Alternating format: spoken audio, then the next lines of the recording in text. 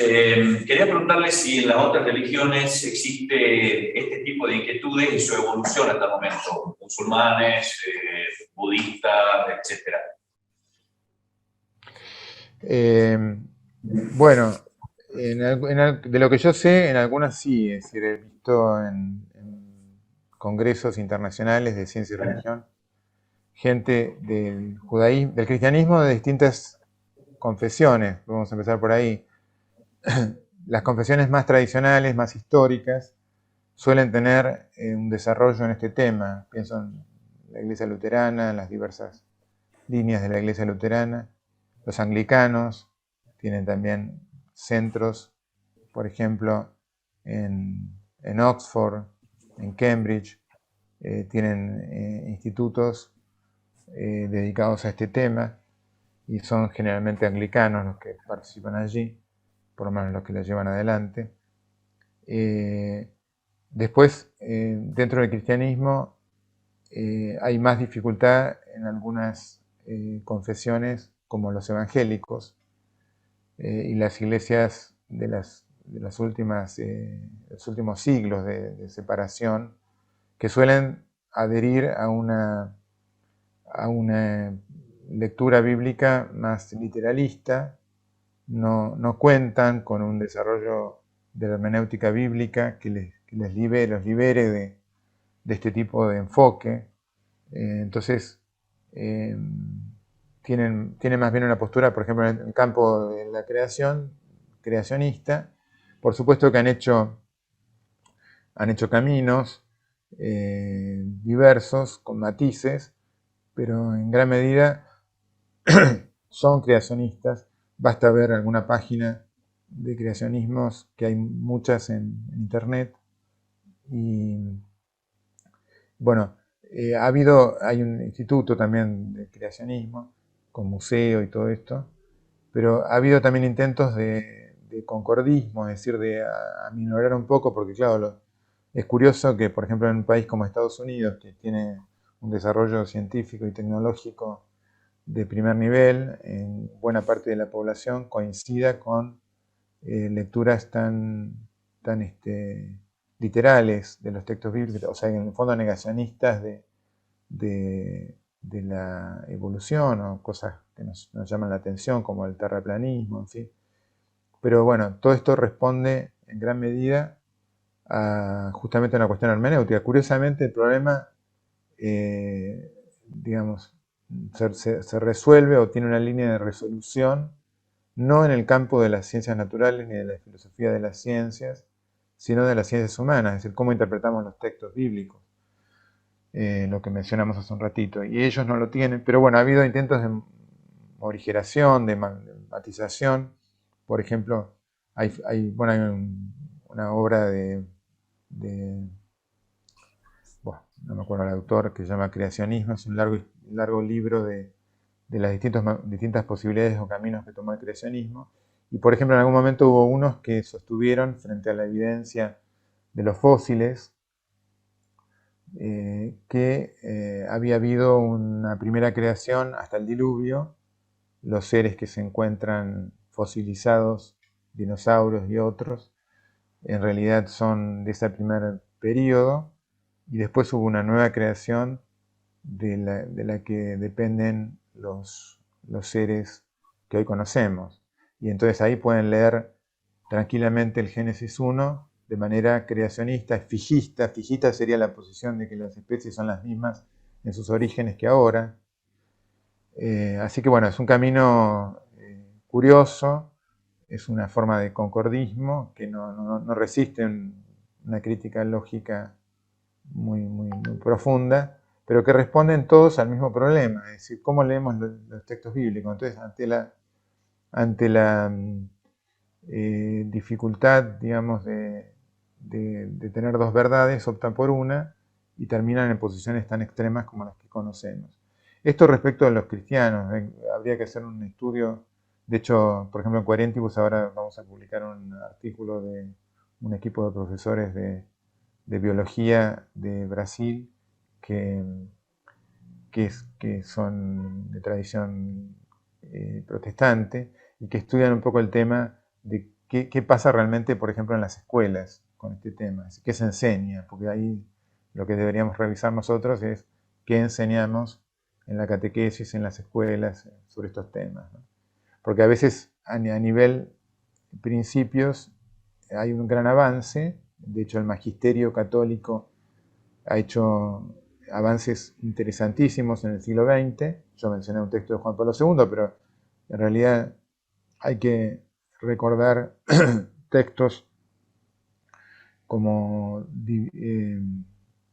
los textos de Pío XII, bueno, sobre temas científicos, y también los últimos de Juan Pablo II respecto de la evolución, en fin.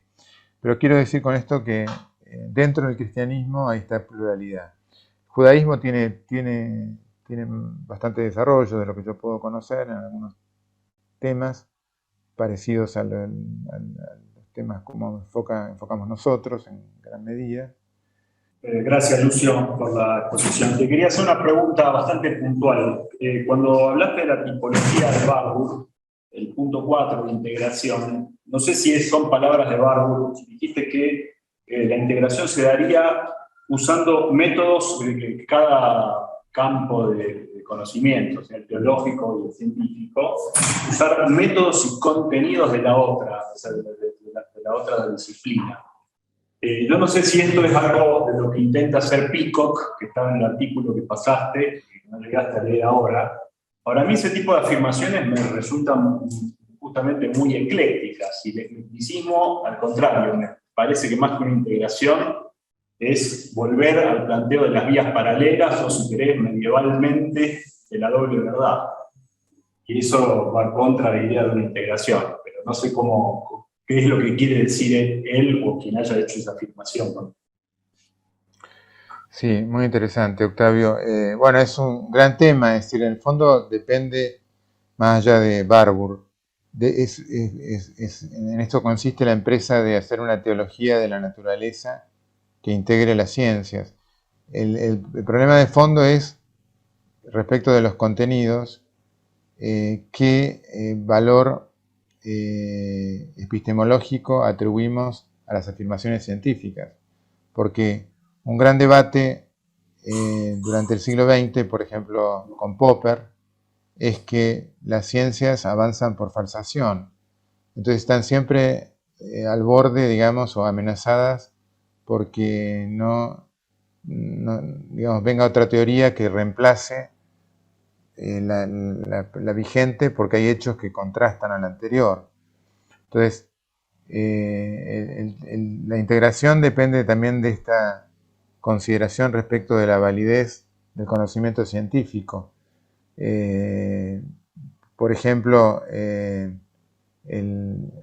para poner el ejemplo de Galileo, el heliocentrismo vino a sustituir el geocentrismo, porque los cálculos de Copérnico y después las observaciones de Galileo mostraron que no resistía. Entonces el paradigma cambió, hablando con terminología de Kuhn. En síntesis, el gran tema es cómo incorporar estos datos con distintos niveles de afirmación respecto de su veracidad o no en la teología. Bueno, ese es un gran tema, es decir, cuando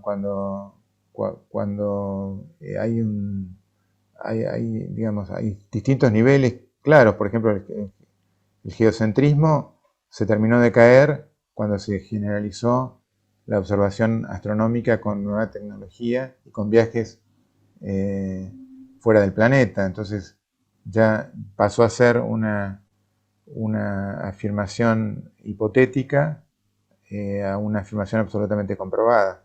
Entonces, no sé, es una respuesta rápida, pero el tema de la incorporación de los contenidos científicos en teología tiene que ser analizada también epistemológicamente. Es decir, quizá vos ahí te manejás con Lonergan, manejas más sutilezas en los temas, pero, por ejemplo, en el caso de la evolución, ¿podemos incorporarlo o no?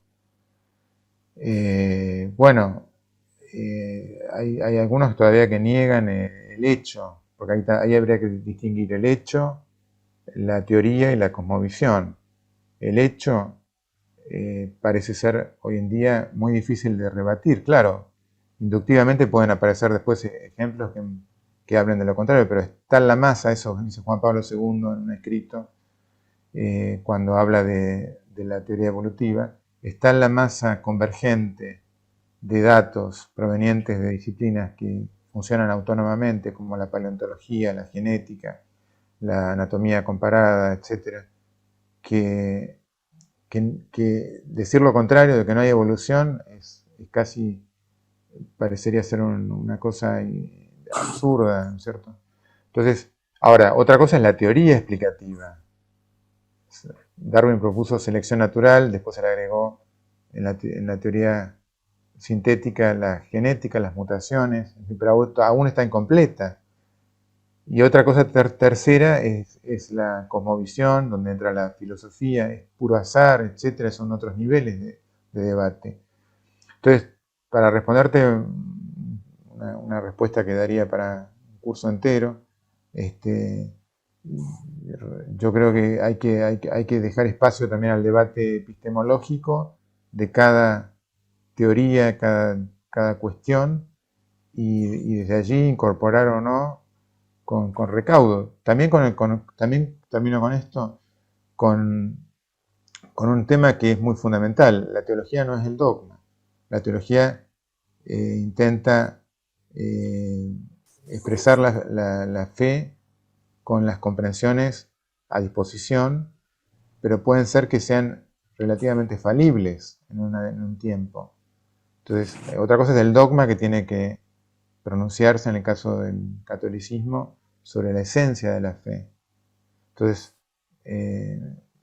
ciertas empresas, digamos como la de Peacock que recién mostré, no son, no se les debe pedir una dimensión absolutamente permanente, porque puede ser que varíe un poco la concepción de, por ejemplo, el origen del hombre, y entonces haya que revisar también la narrativa teológica, ¿no? Es una respuesta como para continuar. Yo soy teólogo, hablo de la teología, y dos cosas. Una, a partir de una afirmación tuya cuando hablaste de la teología como reflexión a partir de la Biblia. Yo creo que esto es un problema. No digo que esta sea tu última definición, pero si decimos que la teología es la reflexión a partir de la Biblia, nos quedamos cortos, y esto tiene el peligro del bibliocentrismo exagerado. Teología no es igual a Biblia, Dios no es igual a Biblia.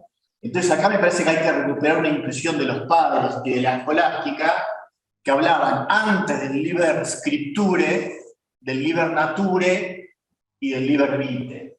El libro de la escritura es la Biblia, el liber nature es el libro de la naturaleza, la creación, y el liber historiae o el liber vitae es el libro de la vida o lo que pasa. O sea, hay que repensar el concepto de revelación. ¿Dónde habla Dios? Esto es un gran problema, porque si no, en el diálogo entre teología o religión y ciencias ¿está en la Biblia o no está en la Biblia? No pasa por ahí, porque Dios ni empieza ni termina a hablar en la Biblia. Eso por una parte, hay que recuperar el concepto de teología y repensar el concepto de revelación. Y lo segundo, respecto al magisterio, también siempre lo epistemológico. Acá tenemos un problema. Gould hablaba de los magisterios no superpuestos. Pero la comunidad científica yo creo que tiene un magisterio mucho más democrático, que pasa por el consenso de lo que la academia de tal o cual ciencia va diciendo hoy. La teología, por lo menos la teología católica, está regulada por un magisterio que es jerárquico. O sea, el teólogo está en relación a un magisterio, a alguien que está arriba, que es jerárquico. Y fíjense, termino con esto, en la famosa carta que leyó el texto de Juan Pablo II a Coiné, el Papa lo pone todo como signo de pregunta y como condicional. ¿No será que podría ser que ustedes, los científicos, nos ayuden a repensar? Acá pareciera que partimos que nosotros los católicos, desde la teología, ya tenemos una verdad. Vamos a ver si los científicos nos pueden agregar algo. Esto es un gran problema del lado de la teología. Esa era mi reflexión. Federico. Sí, yo también, era más una inquietud, reflexión, digamos, más que una pregunta concreta para ahora. Lucio, ¿cómo estás hoy, Federico? Hola Federico, ¿cómo te va? Qué gusto verte, escucharte y agradecerte Igualmente. tu presentación. Cuando estabas retomando las categorías, un poco yo soy biólogo, haciendo un poco de retrospección de la formación y de los ámbitos científicos en los cuales me fui desarrollando. Un poco lo que yo veía como espacio más, digamos, más frecuente es el espacio de la autonomía, ¿no? Entre pensamiento científico y actividad científica, y por otro lado pensamiento religioso, en cierta autonomía, pero de alguna manera esas autonomías vinculadas desde dos planos. Espero que después mis ideas estén más claras para noviembre, diciembre, pero digo, por ahora arrancamos así, ¿no? Pero estas dos autonomías como vinculadas, por un lado lo científico más vinculado a lo operacional, al método, digamos, operativo de búsqueda de una determinada verdad en el marco de un contexto, etc. Y por el lado más de religión, pensando más en el objetivo trascendente o en el objetivo último de por qué buscar desde lo metodológico, digamos, ¿no?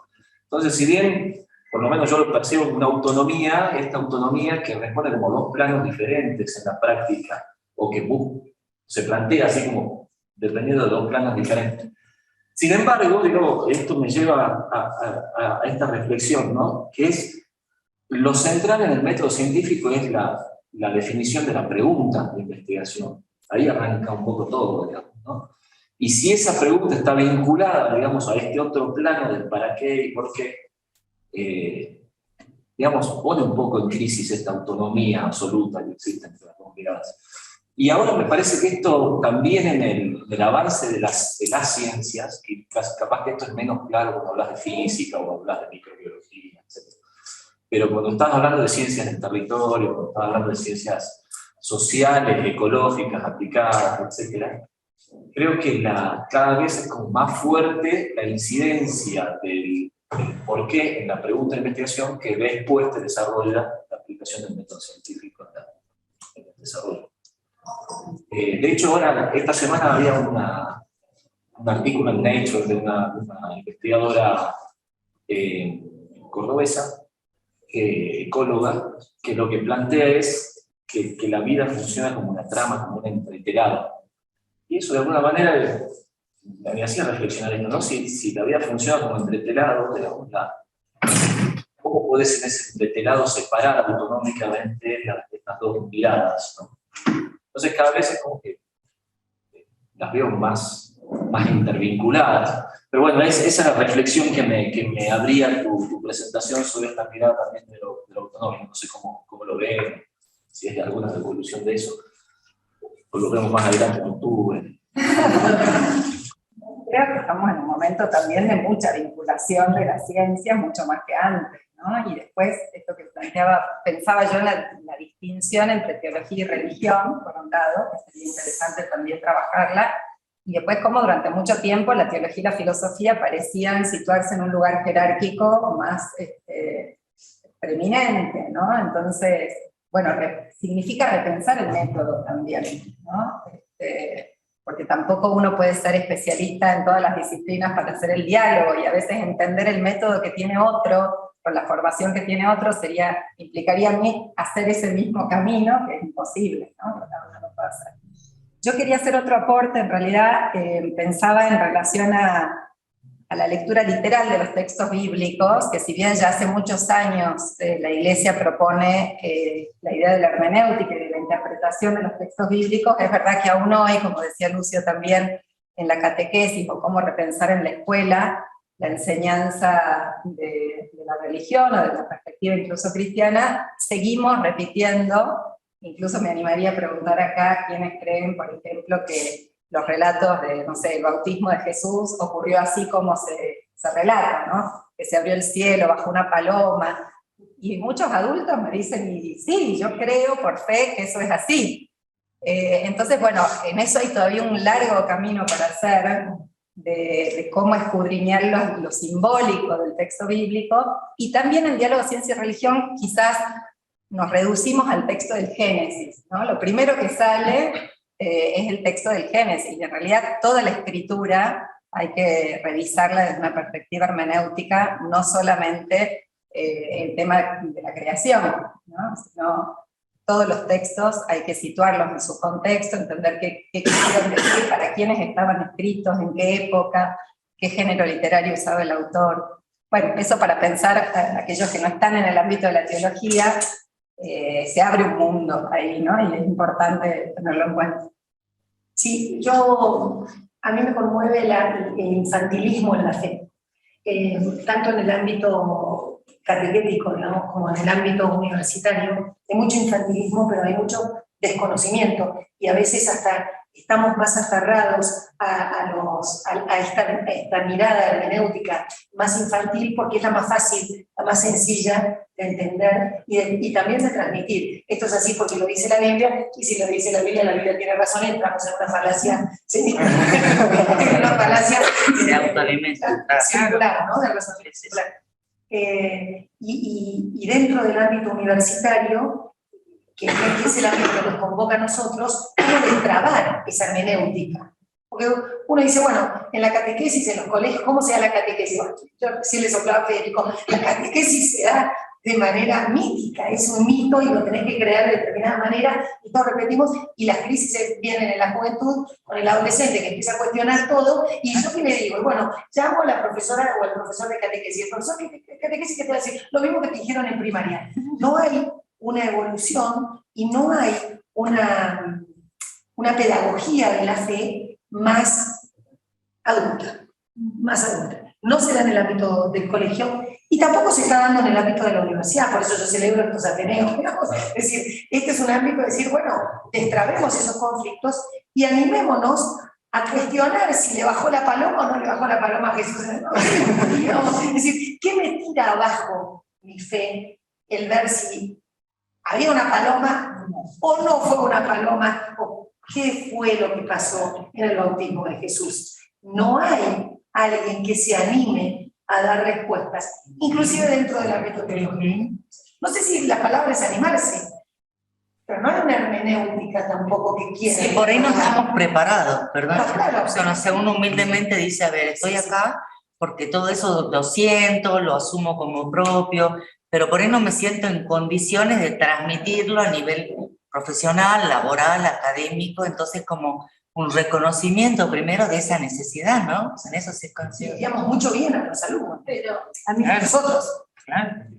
sí, pero por ejemplo, cuando vos decías de la crisis adolescente, también hay toda una movida mundial, digamos, de que como no encuentran ese fundamento personal o científico o razonal, digamos, de todas las creencias que caen para los adolescentes un poco en la mitología de la Biblia, entonces también como el ser humano necesita tener espiritualidad, caen en otras creencias que son más falaces. Por supuesto, que claro. la bíblica, o sea, la llama violeta, San Germán, la metafísica. Entonces, también ahí, y al final es peor, digamos, el mensaje, porque termina entendiendo cualquier cosa, me parece, ¿no? En mi opinión.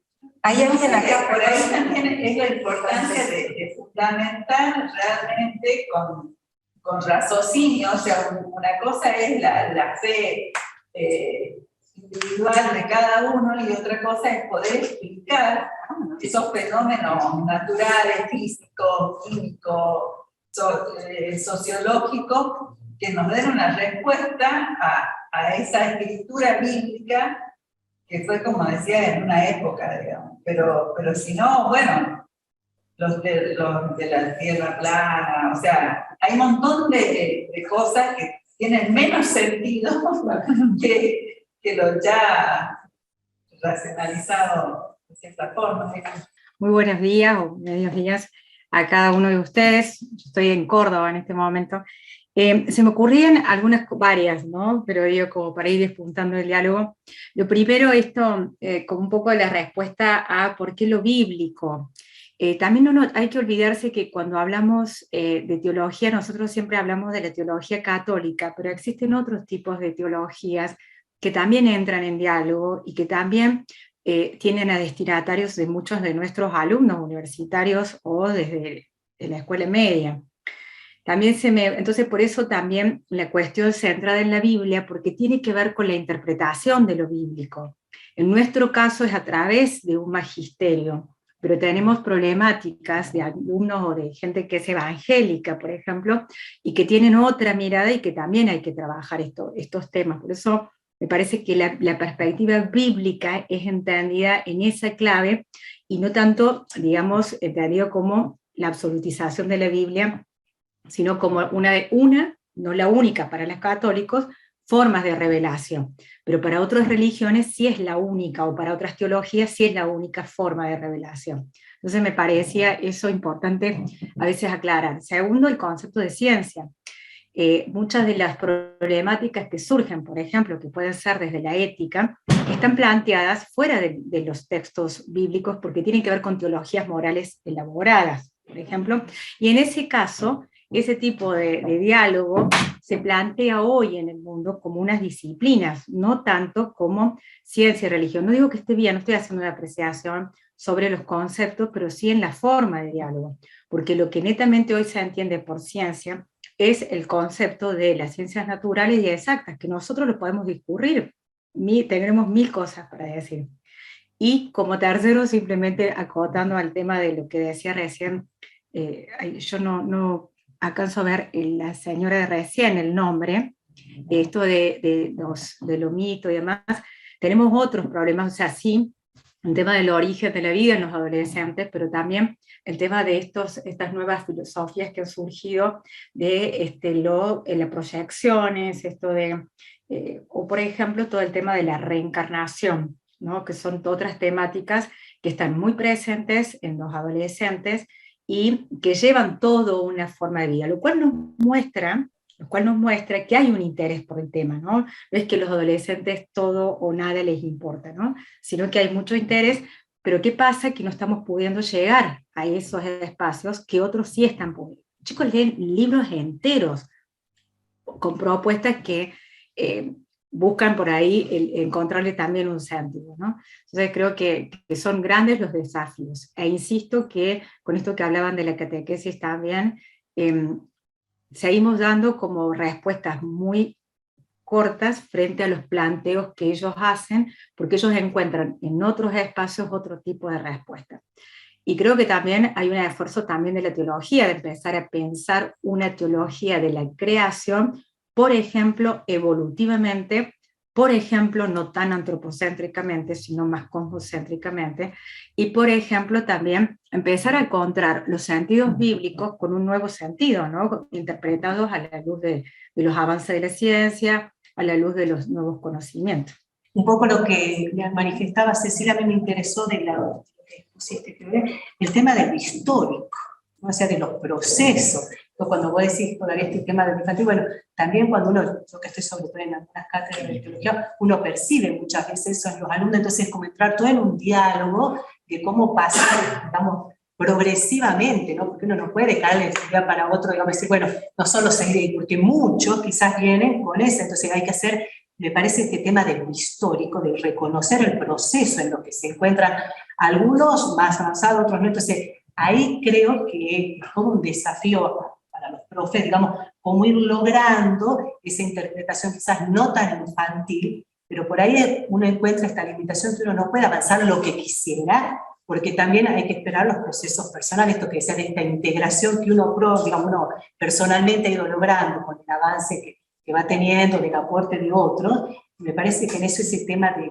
lo histórico, esto decía que pasamos de este ámbito que decía de lo personal a lo colectivo, bueno, creo que también tenemos que ver la visión puntual de una universidad de acá, de la Católica de Salta, cuál es la realidad, porque por ahí otras universidades están como más aceptados estos temas, estos diálogos, entonces por ahí es como ir cimentando para que empiece a fluir, y bueno, por ahí quizás lo procesos no son como uno quizás con la rapidez que quisiera, pero me interesó, me gustó mucho este tema que dijo de lo histórico, ¿no? En cuenta como esos procesos también de humanidad y de este diálogo que la teología se fue abriendo, ¿no? Y creo que muchas personas ya van pensando desde otro lado, no solamente desde la Sagrada Escritura, pero sí no se le desconoce, para mí en todo caso, algunos fundamentos, y vamos a entrar como en ese diálogo, es todo un proceso que lleva tiempos. Justamente eso es una de las cosas que creo que nos limita mucho. Yo soy ingeniera en sistemas.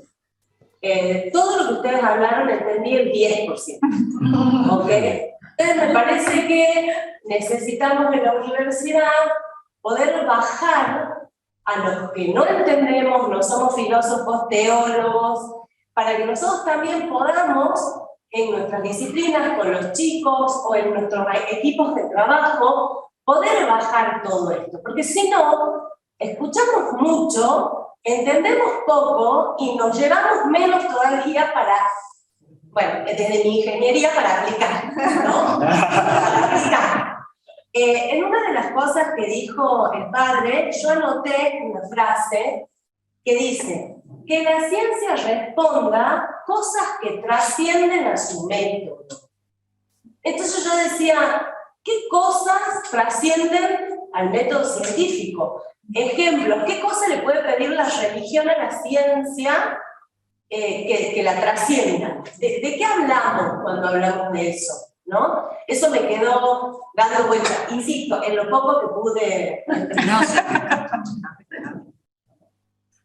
Juanito, que está por ahí, Juan José, capaz que puede apuntar algunas de estas comentarios para retomar en el próximo encuentro, que él va a ser el expositor también. No sé, Lucio, ahí está Juan José, de paso se presenta y te vamos conociendo. Sí, perdón, es que aquí tengo que estar con los protocolos. Creo que la pregunta es muy pertinente. Creo que lo que apuntaba Lucio, por un lado, es que cuando las ciencias pretenden dar una explicación excediendo su campo es cuando debieran abrirse a una trascendencia mayor. Pero por otro lado, particularmente en el caso de la informática, es el mundo de los lenguajes, es el mundo de las conexiones lógicas, es el mundo de la interacción, de cierta interdisciplina, que tiene una vigencia hoy en día y a futuro de manera muy importante. ¿Podemos sustituir el sentido de la vida por la informática? Ha habido filósofos incluso que dicen que la informática debe sustituir, suplir a la inteligencia humana para permanecer hasta la eternidad, incluso con computadoras o robots que se autoconstruyen, consumen menos masa, menos energía, etc., hasta cosas futuristas, ¿no? ¿Esto es ciencia o es especulación? Entonces, establecer los límites de la propia ciencia no siempre es fácil para el propio científico, tampoco para el filósofo y el teólogo. Por eso necesitamos de una interacción. Es lo que me permitiría comentar brevemente, y muchos saludos a todos y los felicito por esta iniciativa. Buenos días. Muchas gracias, Juanito. ¿Vos querías No, yo con una afirmación muy breve, simplemente tomando lo que planteaste vos y lo que dijo Ceci, es que volviendo a Génesis 1, en realidad hay que entender que Génesis 1 no es un discurso cosmológico, es un discurso teológico, no pretende hacer afirmaciones sobre el mundo, está hablando de Dios, no está hablando del mundo. Hay que anotar otro curso de introducción a la Biblia, hermenéutica. Y yo tiro otra cosa también, trato de explicarla lo más sencillo posible. Una de las cuestiones bases que digo, quizás a lo largo de todos estos ateneos podamos ir abordándolos, es la relación entre, retomando lo que decía Lucio al inicio, la autonomía. El concepto de autonomía entre creador y criatura, o Dios y el resto de la realidad. Cuando hablamos del diálogo teología-ciencia o religión-ciencia, para mí hay un concepto que muchas veces damos por presupuesto y que para mí no es tan claro. Dios.